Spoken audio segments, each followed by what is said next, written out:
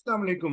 आज gender studies का ninth यानी आखिरी लेक्चर रिकॉर्ड किया जा रहा है। ये लेक्चर उन तमाम कैंडिडेट्स के लिए यूजफुल साबित होने जा रहा है जो सीएसएस में जेंडर स्टडीज को एज एन ऑप्शनल सब्जेक्ट पढ़ रहे हैं, या वो कैंडिडेट जो कि पीपीएससी की तरफ से जो सोशल वेलफेयर ऑफिसर की सीट्स आती हैं, या पीपीएससी की तरफ से जो रिसेंटली सीट्स आई थी assistant director in social welfare and Betul mall department, जो जो कैंडिडेट्स उन सीट्स की तैयारी कर रहे हैं। ये उन तमाम कैंडिडेट्स के लिए और इसके साथ साथ उन तमाम कैंडिडेट्स के लिए जो लेक्चरर जेंडर स्टडीज के लिए तैयारी कर रहे हैं, उनके लिए यूजफुल साबित होने जा रहा है।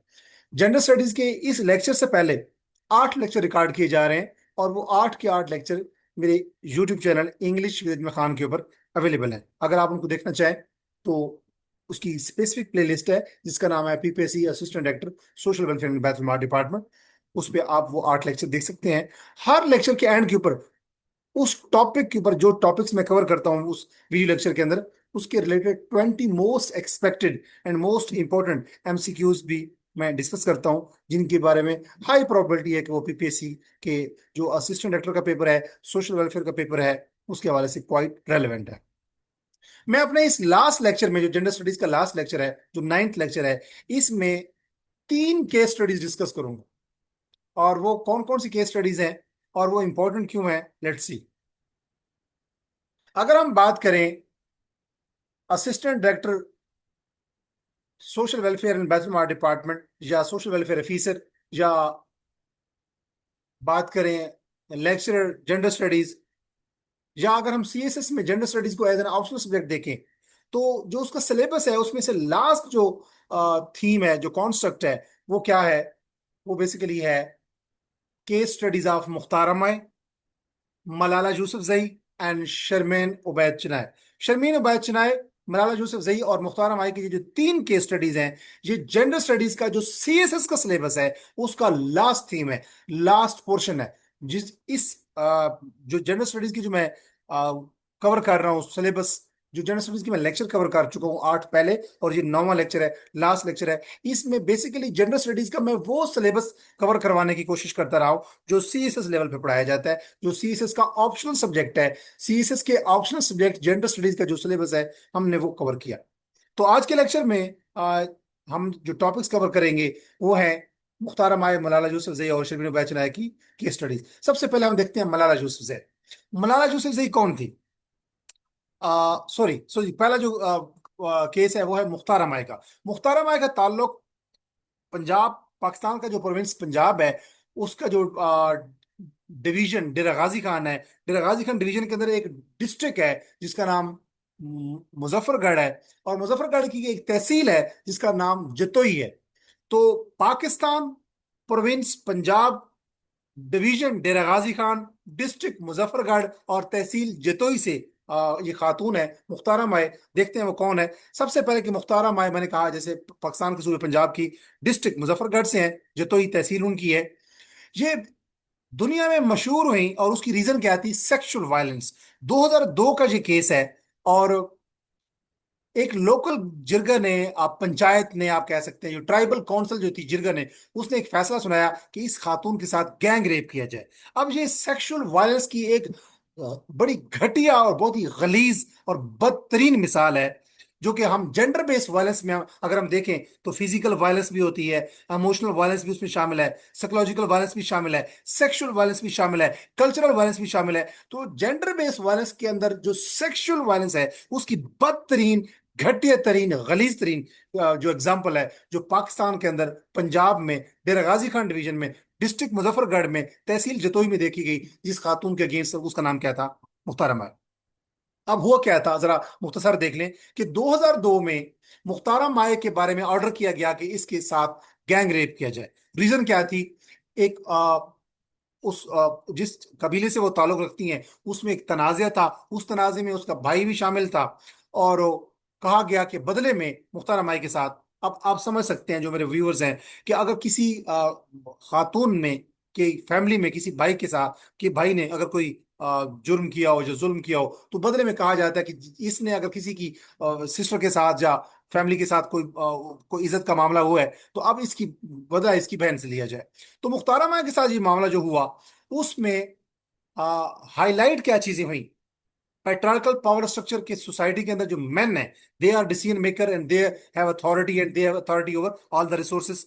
मुख्तार माया के केस में जेंडर बेस्ड वायलेंस की बुरी तरीन बहुत बदतरीन मिसाल सामने आई कि किसी खातून के साथ इसलिए ये जुल्म रखा जा रहा गया कि वो उसका जेंडर ये था। Miss use of traditional authority किया पंचायत के लोगों ने, जिरगा के लोगों ने, मर्द हजरात ने। Victim blaming. अब विक्टिम ब्लेमिंग ये होता है कि जैसे एक मरतबा मोटरवे के ऊपर एक खातून के साथ वाकया पेश आया, उसके साथ भी रेप का केस हुआ, तो जो मीडिया जो लोग थे, इवन के पाकिस्तान का जो एक्स प्राइम मिनिस्टर है, उसके मुंह से भी एक स्टेटमेंट गुजरी। उसने कहा कि खातून को क्या जरूरत थी कि वो रात के 2 बजे जो है वो मोटरवे पे, एक सुनसान मोटरवे पे गाड़ी चला रही थी, वो अपने बच्चों के साथ थी। ये बड़ा मशहूर वाकया है पंजाब के अंदर। तो ये विक्टिम ब्लेमिंग होती है कि जिसके साथ जुल्म हुआ, जिसके साथ नाइंसाफी हुई, जिसके साथ रेप हुआ, आप उसको कह रहे हैं कि आपका कसूर है, आप रात के 2 बजे क्यों गाड़ी ड्राइव कर रही थी। तो ये होता है विक्टिम ब्लेमिंग, कि विक्टिम को ही ब्लेम करना। अब विक्टिम मुख्तार माय के साथ भी ये केस विक्टिम ब्लेमिंग की भी मिसाल है, उसी को ही ब्लेम किया जाता रहा। विमेन को एक्सेस नहीं है जस्टिस की, अदालत इंसाफ की। खातून मुख्तारा माय ने काफी सारा सफर किया इस केस को हाईलाइट करने में, मीडिया के ऊपर, इंटरनेशनल मीडिया के ऊपर, नेशनल मीडिया के ऊपर, और इसको वो जब अदालतों में ले गई। और फिर एक सोशल स्टिग्मा अटैच किया जाता है सेक्सुअल वायलेंस के साथ। अगर किसी खातून के साथ रेप का केस हो जाए तो वो अपना मुंह छुपा के अपने घर में कैद हो जाती है। वो अगर इस चीज को हाईलाइट करे मीडिया के ऊपर तो मजीद उसकी खवातीन की फैमिली वाले ये सोचते हैं, खवातीन खुद सोचती हैं, इससे मामला जो है वो मजीद, जिनको नहीं पता होगा उनको भी पता चलेगा, और लोग हमारे ऊपर लेबल लगाएंगे कि यही वो खातून थी जिसके साथ ये मामला हुआ। और यूं ये स्टिग्मेटाइजेशन की मिसाल भी है।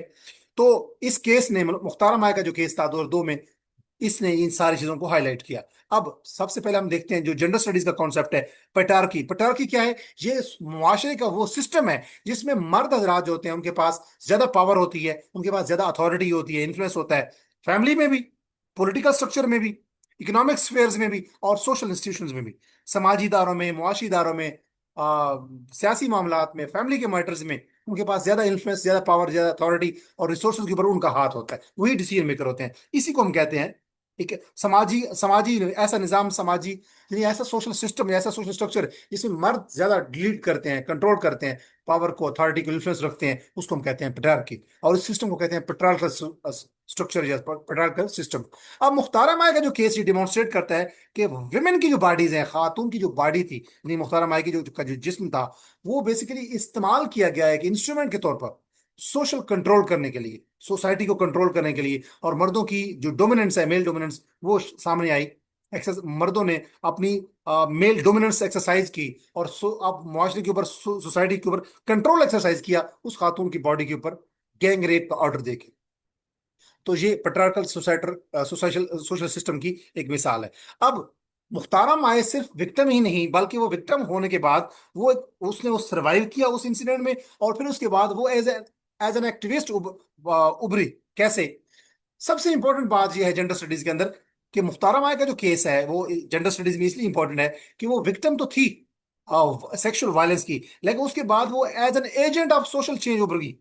यानी उसने अपने केस को हाईलाइट किया, वो ढकी छुपी नहीं रही, वो मीडिया के ऊपर आके बोली, उसने अपने आप को रिप्रेजेंट किया, वो जुडिशरी के पास गई, यानी कि अपने केस को उसने अदालतों में लेके गई। उसके बाद इंटरनेशनल मीडिया ने उसके ऊपर अटेंशन डाली, तब रोशनी डाली, और उसके बाद वो मुआशरे के अंदर जो बाकी खवातीन हैं जिनके साथ कोई रेप का वाकया होता है या इस किस्म के उनके हकूक गसब होते हैं, जिनको इंसाफ नहीं मिलता, उनको भी उम्मीद मिली कि हम भी अगर अपने हक में बोलेंगे तो we can change the society and we can change the abusive attitudes of society towards women. मिसाल के तौर पे अगर हम देखें तो मुख्तारा माई ने खामोश रहने की बजाय क्या किया, उसने जस्टिस के लिए परसू किया, जस्टिस की तलाश में वो निकली। उसने अपने केस को पब्लिकली डिस्कस किया मीडिया के ऊपर, सोशल मीडिया के ऊपर, इलेक्ट्रॉनिक मीडिया पर, प्रिंट मीडिया के ऊपर। उसके बाद उसने एजुकेशनल इनिशिएटिव स्टार्ट किए। एजुकेशनल इनिशिएटिव यानी कि ये है कि उसने स्कूल्स कायम किए बाकायदा, क्योंकि जब वो इंटरनेशनल फिगर बनी, जब इंटरनेशनल मीडिया के ऊपर उसका केस हाईलाइट हुआ, उसको जब पाकिस्तान से बाहर पनाह मिली किसी और कंट्री में, यूएस के अंदर और यूके के अंदर, तो उसने फिर अपनी उस से को, अपनी वर्थ को, अपनी रिकग्निशन को इस्तेमाल किया, फंड्स इकट्ठे किए, और उसने तालीमी इदारे बनाए, और उसने खवातीन के राइट्स के ऊपर एडवोकेसी की, और उसके बाद वो इंटरनेशनल वॉइस बन गई, बैनुल अक़वामी voice against gender based violence. अब यहां से कॉन्सेप्ट आता है फीमेल एजेंसी। जब खवातीन के पास वो कैपेसिटी आ जाए कि वो अपने चॉइसेस खुद चूज करे, अपनी चॉइसेस खुद बनाए, वो अपने एक पावर को एक्सरसाइज करे, जब वो जुल्म के खिलाफ रेजिस्टेंस के तौर पे उभरे, जब वो जो उनके ऊपर जो इन्फ्लुएंस होता है मेल डोमिनेंट सोसाइटी का, उसको वो रेजिस्ट करे और वो अपने डिसीजन खुद लें, उसको हम कहते हैं फीमेल एजेंसी। एजेंसी वैसे वर्ड होता है कि ऐसी ऐसा सिस्टम, एक ऐसा इदारा जो सोशल चेंज लेके आता है, जो एजेंट होता है बेसिकली। तो फीमेल एजेंसी का मतलब ये है कि when female work as agents of social change, when female act as agents of political change, when women act as agents of cultural change, when women act as agents of economic change, that is called female agency. तो जब खवातीन के पास वो resources, वो power, वो influence, वो authority, वो आप कह सकते हैं कि वो कैपेसिटी, वो स्किल्स, वो उनके पास वो मैंडेट आ जाए, वो लेजिटिमेसी आ जाए, जब उनके पास वो अथॉरिटी पावर आ जाए कि वो स्टेटस को डिसरप्ट करे और अपनी आवाज को social media, electronic media, print media, international media के ऊपर अपनी आवाज को बुलंद करें, रजिस्ट करें ऑपरेशन के अगेंस्ट, रजिस्ट करें पेट्रार्की के अगेंस्ट, उसको हम कहते हैं फीमेल एजेंसी। तो मुख्तार माई की अगर मिसाल हम देखें तो वो उसने रजिस्ट किया मेल डोमिनेंस के अगेंस्ट, पेट्रार्की के अगेंस्ट, और उसने जो पेट्रार्कल स्ट्रक्चर्स हैं सोसाइटी के, मुजफ्फरगढ़ के अंदर, जतोई के अंदर, पंजाब के अंदर, पाकिस्तान के अंदर, उसके अगेंस्ट वो उसने ऑपरेशन को, पेट्रार्की को रजिस्ट किया और उसने अपने आप को विक्टिमहुड से ट्रांसफॉर्म किया इनटू फीमेल एजेंसी।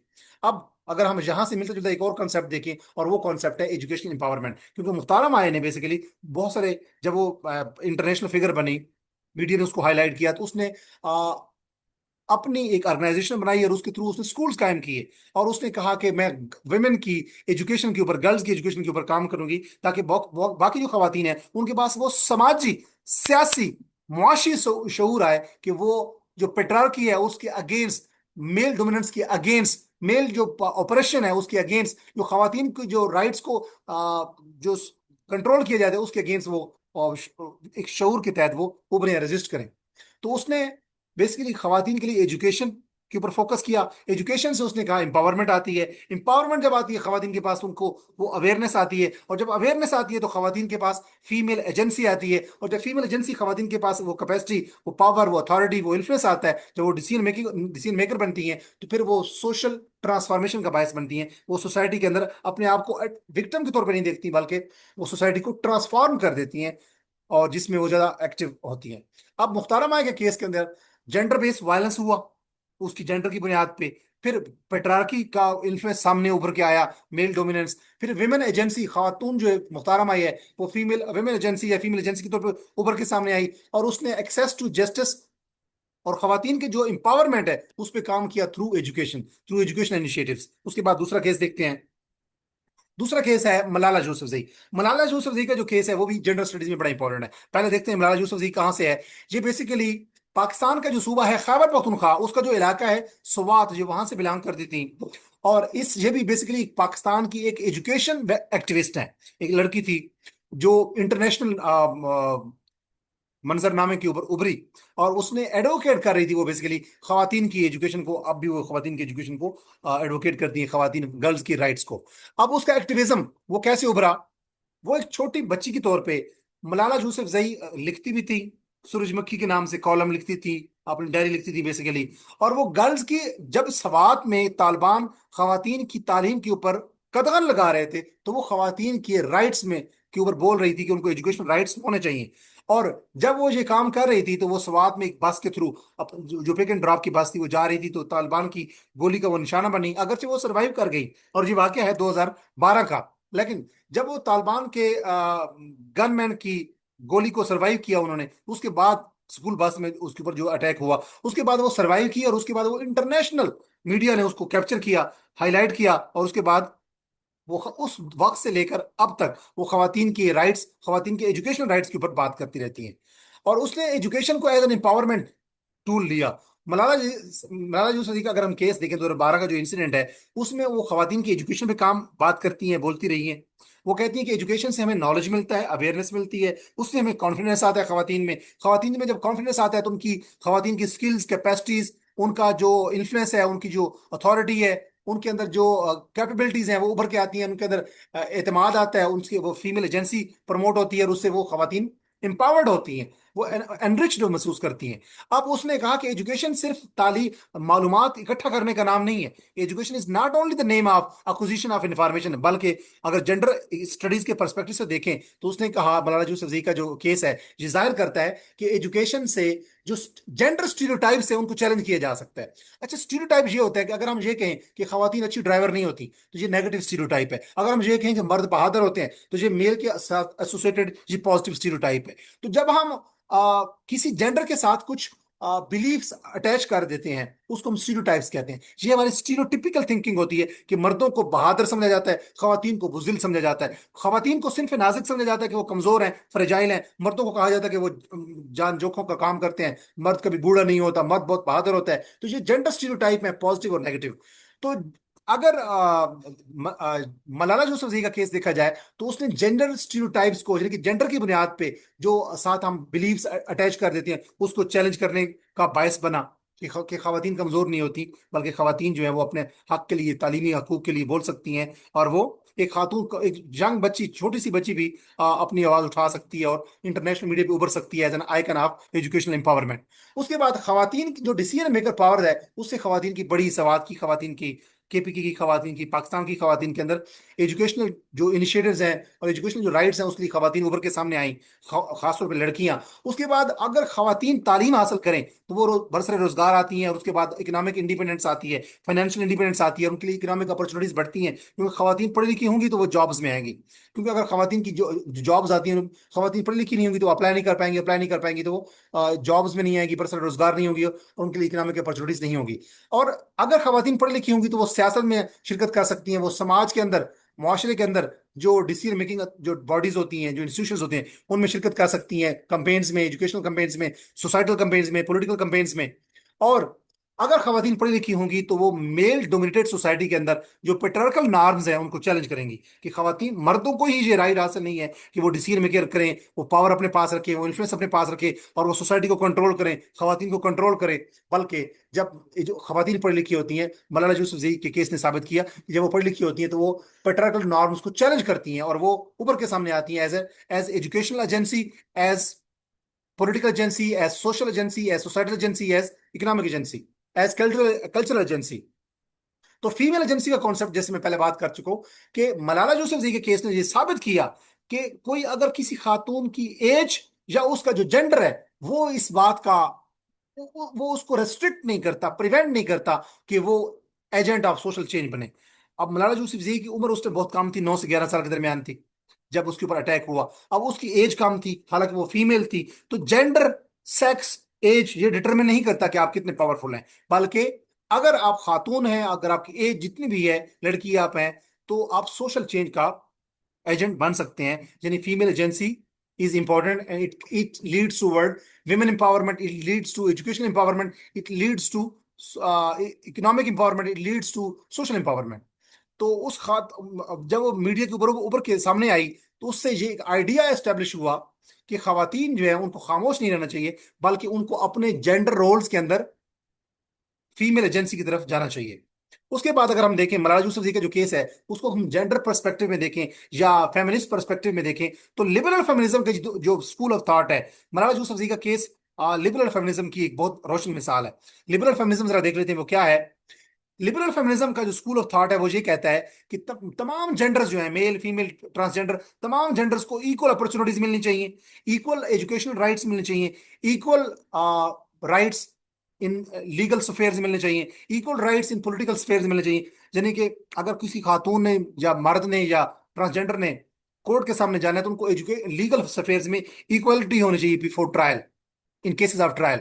और इसी तरीके से अगर सियासत है उसमें भी मेल, फीमेल, ट्रांसजेंडर, तमाम जेंडर्स को इररेस्पेक्टिव ऑफ देयर जेंडर उनको इक्वल अपॉर्चुनिटीज मिलनी चाहिए, educational opportunities, social opportunities, economic opportunities and legal opportunities. और जो खवातीन के साथ जो डिस्क्रिमिनेटरी पॉलिसीज होती हैं, जो प्रेजुडिस होता है कि ये तो फीमेल है, ये ट्रांसजेंडर है, ये ट्रांसजेंडर्स जो हैं या फीमेल्स हैं ये तो वीक हैं, फ्रेजाइल हैं, उनको खामोश रहना चाहिए, उनको पर्दे के पीछे रहना चाहिए, उनको ऊपर के सामने नहीं आना चाहिए, ये जो है इस केस को रिमूव किया गया। बेसिकली लिबरल फेमिनिज्म इसके अगेंस्ट बात करता है कि किसी जेंडर को किसी जेंडर के रास्ते में रुकावटें नहीं होनी चाहिए एजुकेशनल फेज में, इकोनॉमिक सफेयर्स में, पॉलिटिकल सफेयर्स में और लीगल सफेयर्स में आगे बढ़ने के लिए।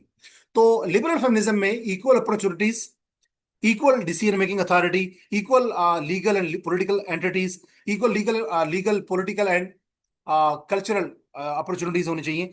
तो मलाला यूसुफजई का केस भी लिबरल फेमिनिज्म की एक रोशन मिसाल है। लिहाजा मलाला यूसुफजई ने जब कंपेन्स की गर्ल्स की एजुकेशन की कि गर्ल्स को भी एजुकेशनल एक्सेस होनी चाहिए, तो उसने बेसिकली हम कह सकते हैं कि मलाला यूसुफजई का जो केस है इसको अगर हम लिबरल फेमिनिज्म के पर्सपेक्टिव या लेंस से देखें तो ये लिबरल फेमिनिज्म की का एक टॉर्च बीरर थी मलाला यूसुफजई बेसिकली। अगर हम इस मलाला यूसुफजई के केस को ह्यूमन राइट्स की पर्सपेक्टिव में देखें तो education basically fundamental human right है तमाम लोगों का, मेल फीमेल ट्रांसजेंडर्स का। और किसी भी जेंडर को, यानी मेल को या फीमेल को या ट्रांसजेंडर के ऊपर एजुकेशनल जो उसकी एक्सेस है या राइट है उसको डिनाई नहीं किया जाना चाहिए। अब नोबेल प्राइज देखें तो मलाला यूसुफजई को 2014 में नोबेल प्राइज मिला, और वो यंगेस्ट नोबेल पीस प्राइज की लॉरेट बनी, यानी कि सबसे कम उम्र की खातून लड़की थी जिनको नोबेल प्राइज मिला, बेसिकली नोबेल पीस प्राइज मिला 2014 में। और उसके साथ ये जो नोबेल पीस प्राइज था वो शेयर करने वाली और जो दूसरा था खातून थी वो थी कैलाश सत्रा थी। उसके बाद अगर मलाला यूसुफजई के केस को अगर वाइंड अप करें तो मलाला यूसुफजई के जो केस है उसको 2014 में नोबेल पीस प्राइज मिला, और किसकी बेस पे मिला कि वो एजुकेशनल के गर्ल्स के एजुकेशनल राइट्स के ऊपर बात कर रही थी, वोकल थी। तीसरा केस जो है वो शर्मीन उबैद चनाय का है। और ये पहले कौन थी जरा देख लेते हैं। ये बेसिकली एक जर्नलिस्ट थी, खातून थी, फिल्म मेकर थी, डॉक्यूमेंट्री बनाती थी, शॉर्ट डॉक्यूमेंट्रीज। और उसका जो ज्यादा काम था वो सोशल इश्यूज के ऊपर था, खास तौर पे विमेन के राइट्स के ऊपर और खास तौर पे जेंडर बेस्ड वायलेंस के ऊपर ये डॉक्यूमेंट्रीज बनाती थी, शॉर्ट डॉक्यूमेंट्रीज। अच्छा, उसकी जेंडर स्टडीज की पर्सपेक्टिव में अगर हम देखें तो जो शर्मीन उबैद चनाय का जो केस है उसमें देखा ये जा सकता है कि शर्मीन उबैद चनाय चूंकि जर्नलिस्ट थी, डॉक्यूमेंट्रीज बनाती थी, फिल्म मेकर थी, तो वो मीडिया को यूज करती थी एज एन इंस्ट्रूमेंट। और उस वो मीडिया को एज एन इंस्ट्रूमेंट यूज करके जो जेंडर इनइक्वालिटी है कि फीमेल को, ट्रांसजेंडर को, मेल को जो बराबर नहीं समझा जाता, उसने ये जेंडर इनइक्वालिटी को चैलेंज किया through using media, through using documentaries, through using her journalism. तो शर्मीला बैचनाय का जो केस है उसकी जो डॉक्यूमेंट्री जो बड़ी मशहूर है वो है सेविंग फेस 2012 में। ये एक शॉर्ट डॉक्यूमेंट्री है।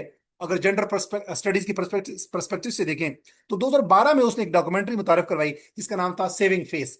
अब नाम से जाहिर है कि फेस को सेव करना, बेसिकली खवातीन के ऊपर जो एसिड फेंका जाता है उसके अगेंस्ट उसने एक डॉक्यूमेंट्री बनाई कि जो खवातीन के ऊपर एक खातून गुजरांवाला की थी उसके ऊपर एसिड अटैक हुआ।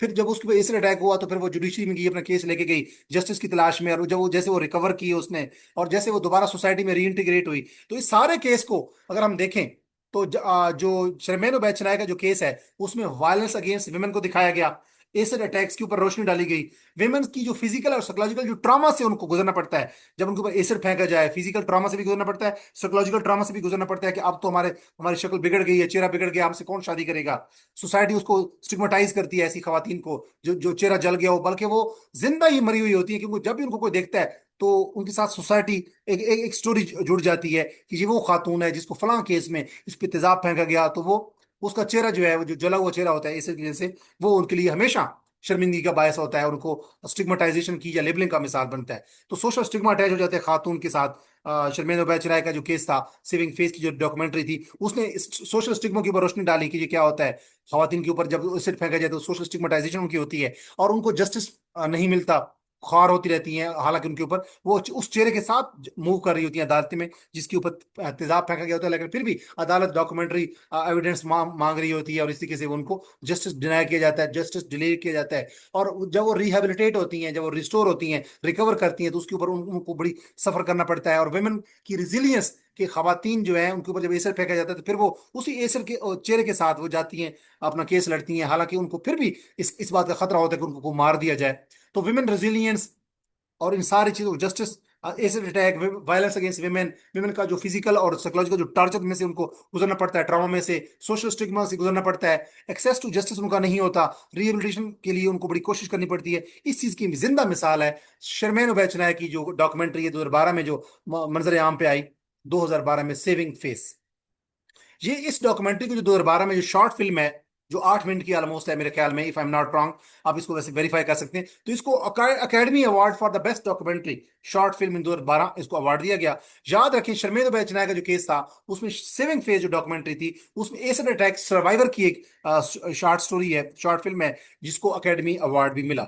अब अगर हम बात देखें तो इसमें शर्मेंद्र बैचनाय ने मीडिया को एज एन इंस्ट्रूमेंट इस्तेमाल किया जेंडर एम्पावरमेंट के लिए। शर्मेंद्र बैचनाय ने बताया, उसका जो सेविंग फेस जो डॉक्यूमेंट्री है वो बताती है कि रोल ऑफ मीडिया कितना इंपॉर्टेंट है जिस जेंडर स्टडीज के अंदर। और वुमेन मीडिया का इस्तेमाल करके अपने आप की रिप्रेजेंटेशन कर सकती हैं सोसाइटी में। तो मीडिया क्या प्रोवाइड करता है, वो जो मार्जिनलाइज वुमेन होती हैं, जो देहातों की, जो जिनकी आवाज को नहीं मेन स्ट्रीम मीडिया हाईलाइट करता, तो मार्जिनलाइज वुमेन को आवाज देता है मीडिया। और ये जो स्टीरियोटाइप्स होती है, खवातीन नाजुक होती हैं, सिर्फ नाजुक होती हैं, कमजोर होती हैं, मर्द बहादुर होते हैं, तो जो स्टीरियोटाइप्स हैं इनको चैलेंज करता है मीडिया। और मीडिया अवेयरनेस प्रोवाइड करता है खवातीन के राइट्स के हवाले से। मीडिया जो है उसके थ्रू, अगर मीडिया में पब्लिक प्रेशर डेवलप होता है, और उस पब्लिक प्रेशर की मदद से फिर लेजिस्लेशन होती है, कानून साजी होती है और पॉलिसीज बनती हैं, और मीडिया जो है वो सोशल चेंज को प्रमोट करता है कि ऐसे ऐसे ऐसे ट्रेंड्स, ऐसे एजुकेशनल इनिशिएटिव्स लिए जाने चाहिए जो खवातीन के राइट्स के ऊपर, खवातीन के राइट्स को उठाए। तो जो तीनों केस हैं, अगर हम इनको हम कंपैरेटिवली देखें, तो मुख्तार अमाय का जो केस था, जो सेक्सुअल वायलेंस का केस है, सेंट्रल इशू क्या था, सेक्सुअल वायलेंस का। इसमें पेट्रार्की का केस था, जेंडर बेस्ड वायलेंस का केस था, जस्टिस के लिए वो लड़ रही थी और फीमेल एजेंसी के तौर पे वो उभरी। मलाला यूसुफजई का जो केस था, ये गर्ल्स एजुकेशन की एडवोकेट थी, और इसमें वो एजुकेशनल इनिशिएटिव के ऊपर बात कर रही थी, खवातीन की, गर्ल्स की एजुकेशन राइट्स पे।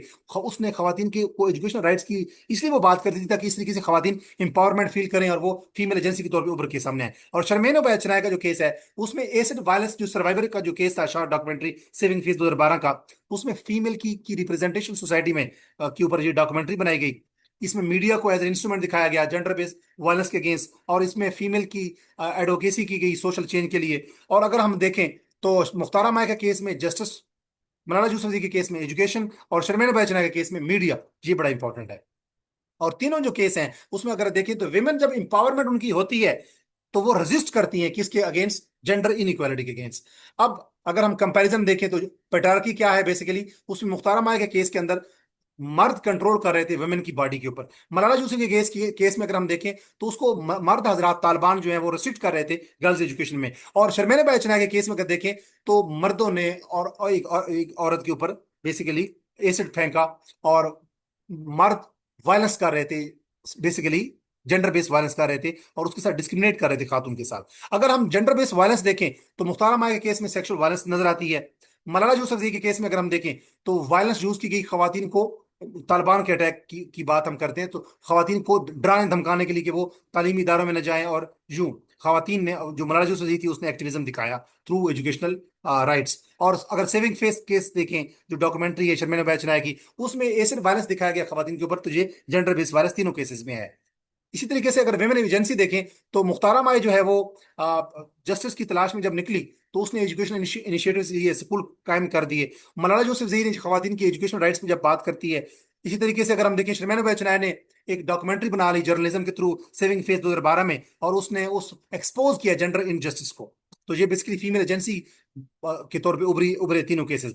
फिर इंपावरमेंट की बात करें तो मलाला यूसुफजई का जो केस है उसमें एजुकेशनल इंपावरमेंट पे बात करती है। और इसी तरह मुख्तार माय का जो केस है उसने भी एजुकेशनल और जस्टिस की बात की, और इंपावरमेंट की बात करती है, खवातीन की इंपावरमेंट। और अगर हम शर्मिला बैचना की जो सेविंग फेस डॉक्यूमेंट्री है 2012 की, उसमें अगर हम देखें तो मीडिया को यूज करती है for females educational and females rights. तो उसमें भी फीमेल्स की, विमेन की इंपावरमेंट है, मलाला यूसुफजई के केस में भी, शर्मिला बैचना के केस में भी, और मुख्तार माय के केस में भी। और अब कुछ इंपॉर्टेंट कॉन्सेप्ट देखें, जेंडर बेस्ड वायलेंस यही होता है कि जब जेंडर की बुनियाद पे, किसी की जेंडर की बुनियाद पे उसको, उसके ऊपर हम वायलेंस करते हैं और उसको जुल्म करते हैं, ऑपरेशन करते हैं, इसको जेंडर बेस्ड वायलेंस कहते हैं। पेट्रियार्की ये है कि मर्द जब कंट्रोल करते हैं पावर को, रिसोर्सेज को, अथॉरिटी को खवातीन के ऊपर। और फिर जब फीमेल एजेंसी यही है कि जब खवातीन के पास चॉइसेस हों, जो डिसीजन मेकर हों उनके, जब वो रजिस्ट करें पावर के अगेंस्ट, ऑपरेशन के अगेंस्ट, और जब वो अपने मर्दों के जो पावर स्ट्रक्चर है, जो पेट्रार्की है, उसके अगेंस्ट जब वो रजिस्ट करती हैं, डिसीजन मेकर बनती हैं, तो उसको फीमेल एजेंसी कहते हैं। विमेन एम्पावरमेंट यही है कि जब खवातीन के पास रिसोर्सेज आए, डिसीजन मेकिंग की पावर आए, इन्फ्लुएंस आए, अथॉरिटी आए, उनके पास से आए, तो उसको हम कहते हैं कि विमेन आर एम्पावर्ड। और जेंडर इक्वालिटी यही है कि इररेस्पेक्टिव ऑफ द जेंडर, चाहे मेल फीमेल ट्रांसजेंडर कोई भी है, जब तमाम जेंडर्स को इक्वली ट्रीट किया जाए, उनके लिए इक्वल अपॉर्चुनिटीज हो, इक्वल राइट्स हो, तो हम कहते हैं ये जेंडर इक्वालिटी है। और जेंडर मेन स्ट्रीमिंग ये है कि जब जेंडर को, चाहे मेल फीमेल ट्रांसजेंडर कोई भी है, उनको जब इंटीग्रेट करते हैं पॉलिसीज में, प्रोग्राम्स में, लेजिस्लेशन में, डिसीजन मेकिंग इदारों के अंदर, तो हम कहते हैं ये जेंडर मेन स्ट्रीमिंग हो रही है। और रिप्रेजेंटेशन यही है कि how individuals or groups are portrayed in media और in culture, in public discourse, यानी कि जो मेन स्ट्रीम मीडिया पे जो गुफ्तगू हो रही होती है, उसमें इंडिविजुअल्स को, चाहे वो मेल हैं, फीमेल हैं, ट्रांसजेंडर हैं, उनको या उनके ग्रुप्स को कैसे मीडिया के ऊपर रिप्रेजेंट किया जाता है, उसको हम कहते हैं रिप्रेजेंटेशन।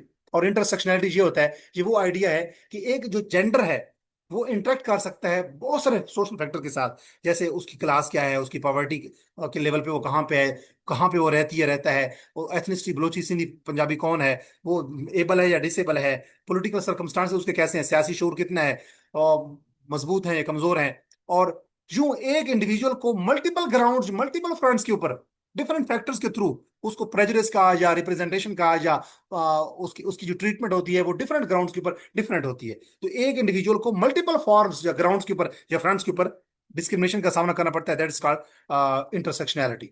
अब कुछ इंपॉर्टेंट एमसीक्यूज हैं। मुख्तारा माई का जो केस है वो इंटरनेशनली नोन बन गया because of her struggle against gender based violence. और उसके बाद अगर हम देखें, जो दूसरा केस है, क्वेश्चन है, मुख्तारा माई का जो केस है that is strongly associated with gender studies concept. तो मुख्तारा माई का जो केस है बेसिकली वो पेट्रार्की के साथ जुड़ा हुआ है, जो जेंडर स्टडीज का एक कॉन्सेप्ट है। सॉरी, मुख्तारा माई का जो केस है उसमें हम देख रहे थे कि ये बेसिकली किसके साथ जुड़ा हुआ है, पेट्रार्की के साथ। उसके बाद तीसरा जो क्वेश्चन है वो है मुख्तारा माई का जो लेटर एक्टिविज्म था, मुख्तारा माई जब उसने सरवाइव कर लिया गैंग रेप के केस से, तो उसका जो एक्टिविज्म था उसने किस चीज के ऊपर फोकस किया, basically women's education and empowerment. उसके बाद अगर चौथा एमसीक्यूज देखें, the transformation of Mukhtara my from victim into an activist, ये किस चीज की एग्जांपल है, बेसिकली ये फीमेल एजेंसी की मिसाल है। उसके बाद अगर हम देखें पांचवा एमसीक्यूज की, मुख्तारा माई का जो केस है वो डिमॉन्स्ट्रेट करता है कि how women's bodies may become sites of social control. Mukhtara Mai का केस बताता है कि खवातीन के जो जिस्म होते हैं वो बेसिकली सोशल कंट्रोल करने के लिए इंस्ट्रूमेंट के तौर पर यूज किए जाते हैं। उसके बाद छठा एमसीक्यूज है कि मलाला यूसुफजई का जो केस है that is primarily known internationally, वो दुनिया के नक्शे के ऊपर जाना जाता है फॉर एडवोकेटिंग, कि वो किन चीजों को एडवोकेट कर रही थी, वो गर्ल्स की एजुकेशन को एडवोकेट कर रही थी मलाला यूसुफजई। मलाला यूसुफजई बिलोंग्स टू, वो किस चीज, किस सूबे से उसका ताल्लुक था, केपीके से, खैबर पख्तूनख्वा के साथ। मलाला यूसुफजई पे अटैक किया गया कौन से साल में, 2012 में। उसके बाद अगर हम देखें मलाला यूसुफजई ने नोबेल प्राइज हासिल किया किस साल में, 2014 में। उसके बाद अगर हम देखें मलाला यूसुफजई की जो कैंपेन है, can most directly be associated with which feminist perspective, तो ये बेसिकली लिबरल फेमिनिज्म के साथ उसकी जो कैंपेन है वो जोड़ी जोड़ी जा सकती है। लिबरल फेमिनिज्म यही कहता है कि खवातीन को, तमाम लोगों को, जेंडर की बुनियाद पे नहीं, इररेस्पेक्टिव ऑफ जेंडर, तमाम लोगों को और बिलखसूस खवातीन को educational, societal, cultural, political opportunities, equalities, rights मिलने चाहिए। तो मलाला यूसुफजई का केस जो है वो लिबरल फेमिनिज्म की मिसाल है। उसके बाद from a gender studies perspective, education is important because, education क्यों इंपॉर्टेंट है जेंडर स्टडीज की परस्पेक्टिव से, बिल बिल क्योंकि एजुकेशन जो है वो फीमेल एजेंसी को प्रमोट करती है। और शर्मीन उबैच नाय जो है उसका केस किसके साथ जुड़ा हुआ है, basically documentary film making and journalism. उसके बाद सेविंग फेस जो है, ये डॉक्यूमेंट्री है, इसमें बेसिकली ये किस चीज के साथ जुड़ी हुई फोकस करती है, ये एसिड अटैक सर्वाइवर के ऊपर फोकस करती है, एम्फसाइज करती है। सेविंग फेस जो है डॉक्यूमेंट्री, इसको एकेडमी अवार्ड मिला कब, किस साल में, 2012 में। उसके बाद शर्मैन ओबैचनाय का जो वर्क है वो डिमॉन्स्ट्रेट करता है the role of dash in challenging gender inequality, role of basically media. Sharmila बचना ने बताया कि मीडिया को कैसे हम, उस मीडिया के रोल को यूटिलाइज कर सकते हैं to to challenge gender inequality. और which of the following best represent the three case studies, तो इसमें जो जरा देखें, दूसरा केस है, मुख्तारा माई जस्टिस की तलाश में थी, मलाला यूसुफजई एजुकेशन के ऊपर बात कर रही थी, शर्मिला बचना मीडिया को यूज कर रही थी as a tool to challenge gender inequality. Acid attack against women are example of gender based violence. अगर एसिड अटैक खवातीन के ऊपर हो तो ये किस चीज की मिसाल है, जेंडर बेस्ड वायलेंस की। और which concept refer to women's ability to make choices and exercise influence, खवातीन की वो अथॉरिटी, वो एबिलिटी कि वो अपने लिए चॉइसेस, अपने लिए डिसीजन खुद बनाए और उनके पास इन्फ्लुएंस आ जाए, ये किस चीज की मिसाल है, बेसिकली ये फीमेल एजेंसी का ही कॉन्सेप्ट है। और उसके बाद सेकंड लास्ट क्वेश्चन है कि which sustainable development goal is most directly related to gender equality. तो ये बेसिकली सस्टेनेबल डेवलपमेंट गोल जो है वो पांचवा है, जो जेंडर इनइक्वालिटी के अगेंस्ट बात करता है और विमेन एम्पावरमेंट पे बात करता है, एसडीजी सस्टेनेबल डेवलपमेंट गोल 5। और लास्ट एमसीक्यूज है the most appropriate common theme linking Mukhtara माए, मलाला यूसुफजई एंड शर्मीन ओबैद चुनाव, वो क्या है, जो कॉमन थीम है वो क्या है, विमेन्स रेजिस्टेंस एंड एम्पावरमेंट। चाहे मुख्तार माई का केस हो, चाहे मलाला यूसुफजई का केस हो, चाहे शर्मीन ओबैद चुनाव की 2012 की सेविंग फेस जो डॉक्यूमेंट्री है, शॉर्ट डॉक्यूमेंट्री, इन तीनों में ये है कि खवातीन को रजिस्ट करना चाहिए against patriarchy and oppression and women should be empowered. तो मैं उम्मीद करता हूं कि ये लेक्चर आपके लिए यूजफुल साबित हुआ होगा। ये मेरा एक assistant director social welfare and bachelor department की जो जो सीट्स आई हैं रिसेंट, उसकी तैयारी के लिए ये एक पेड सेशन मेरा चल रहा है, जिसमें मैं gender studies, social work, sociology and anthropology के ऊपर लेक्चर्स अपलोड कर रहा हूँ। आज जेंडर स्टडीज कंप्लीट हुआ, इसके बाद अपकमिंग लेक्चर जो मेरा है वो इंशाल्लाह होगा सोशल वर्क या सोशियोलॉजी की तरफ बढ़ेंगे हम इंशाल्लाह। और ये सेशन जो है हमारा, इसमें ये 2 मंथ का सेशन था, जिसमें ऑलमोस्ट 1 मंथ बाकी है। इसकी 1 मंथ की फी टोटल 3000 है, टोटल सेशन की फी 5000 थी। क्योंकि इसमें हार्डली 1 मंथ रहता है, अगर आप इसको ज्वाइन करना चाहते हैं तो जो मेरे एनरोल्ड मेंबर्स होते हैं उनको लेक्चर की एक्सेस भी होती है, उसके साथ साथ उनको पीडीएफ भी प्रोवाइड किए जाते हैं, उनको मॉर्निंग 8 AM से लेकर 8 PM इवनिंग तक और एक्सेस हासिल होती है। और उनके लिए मैं उनको व्हाट्सएप कम्युनिटी में ऐड करके उन तक अपने रिसोर्सेज भी पहुंचाता रहता हूँ, जो कि एमसीक्यूज भी होती हैं और उसमें डिफरेंट नोट्स भी होते हैं। अपना ख्याल रखें। और अगर आप ये लेक्चर आपको पसंद आया है तो मेरे यूट्यूब चैनल के ऊपर अगर आप न्यू हैं तो इंग्लिश विद अजमल खान जो मेरा चैनल है इसको सब्सक्राइब करें, ताकि assistant director in social welfare and bachelor की सीट हो, सोशल वेलफेयर ऑफिसर की सीट हो, या सीएसएस में जनरल स्टडीज का सब्जेक्ट हो, या लेक्चर जनरल स्टडीज की आप तैयारी कर रहे हैं, या सीएसएस और पीएमएस की तैयारी कर रहे हैं, या वन पेपर की तैयारी कर रहे हैं, उसके ऊपर मैं गाहे बगाहे वीडियोस अपलोड करते रहता हूँ अपने इस channel English with Ajmal Khan की तवज्जो से। तो अपना ख्याल रखें और उन लोगों का जो आपसे जुड़े हुए हैं, और अगर आप मेरे चैनल के ऊपर न्यू हैं तो इस चैनल को सब्सक्राइब करें, ताकि इस किस्म की वीडियोस आप तक बर वक्त पहुंच रहे हैं। मिलते हैं नेक्स्ट लेक्चर में। अगर आप मुझसे रब्ता करना चाहते हैं मेरे पेड सेशन को ज्वाइन करने के लिए, तो व्हाट्सएप नंबर जो है वो इस वीडियो के कमेंट सेक्शन में जो मैं पहला लिंक होगा उसमें मेरा पोस्टर ओपन होगा, उस पोस्टर पे में मेरा व्हाट्सएप नंबर मेंशन होगा, जो कि है 03326896 568, 03326896 568। आप अपना नेम, अपनी क्वालिफिकेशन, अपनी करंट जॉब या प्रोफेशन, जो आपका सिटी है वो लिख के मुझे मैसेज कर सकते हैं, ताकि अगर आपको सीएसएस या PMS, assistant director in social welfare and bachelor department, या कोई भी पीपीएससी की जॉब हो या एफपीएससी जॉब हो, उसकी तैयारी के लिए, टेस्ट की तैयारी के लिए या इंटरव्यू की तैयारी के लिए अगर आपको गाइडेंस है चाहिए, तो आप मुझसे व्हाट्सएप पर रब्ता करके 1-to-1 you can get guidance, you can get mentorship, you can get evaluation services for English essay, for PMS and for CSS, and for one paper evaluation and for one paper test series। अभी recently मैंने नायब तहसीलदार की तैयारी के लिए 2 month का, और जो इंग्लिश जो जीके का पेपर होता है पीपीएससी का, जो वन पेपर होता है 100 एमसीक्यूज का, उसकी तैयारी के लिए 3 मंथ का एक सेशन लॉन्च किया है। अगर आप उसमें इंटरेस्टेड हैं तो उसके भी लिंक्स मैं इस वीडियो के कमेंट सेक्शन में दे दूंगा, जो कि आप देख के आपको आइडिया होगा। जो कि 3 मंथ का जीके का सेशन है, उसमें असाइनमेंट्स हैं डेली बेसिस पे, और डेली बेसिस पे टेस्ट है, जिसकी टोटल फी 3 मंथ की 3000 है। और जो नायब तहसीलदार का जो सेशन है वो 2 मंथ का है, उसमें रेवेन्यू लॉज में कवर करवा रहा हूँ और जीके कवर करवा रहा हूँ। वो 2 मंथ का जो सेशन है उसकी फी भी टोटली 3000 है। अगर आप ज्वाइन करना चाहते हैं तो इस वीडियो के कमेंट सेक्शन में वो आपको जो लिंक्स हैं उन पर क्लिक करके आप पोस्टर देख सकते हैं, उस पर मेरा व्हाट्सएप नंबर भी मेंशन होगा, व्हाट्सएप पे रब्ता करके आप जीके की तैयारी हो, नायब तहसीलदार की तैयारी हो, assistant director in social welfare department की तैयारी हो, या सीएसएस या पीएमएस की तैयारी हो, या इंग्लिश ऐसे की एवोल्यूशन हो, या कोचिंग हो, या मेंटोरशिप हो, आप मुझसे रब्ता कर सकते हैं। टेस्ट की तैयारी और इंटरव्यू की तैयारी के लिए आप मेरे चैनल इंग्लिश विद इजमल खान को सब्सक्राइब कर सकते हैं। अपना ख्याल रखिए और उन लोगों का जॉब से जुड़े हुए हैं। मिलते हैं नेक्स्ट वीडियो में। अल्लाह नगेबान, अल्लाह हाफिज।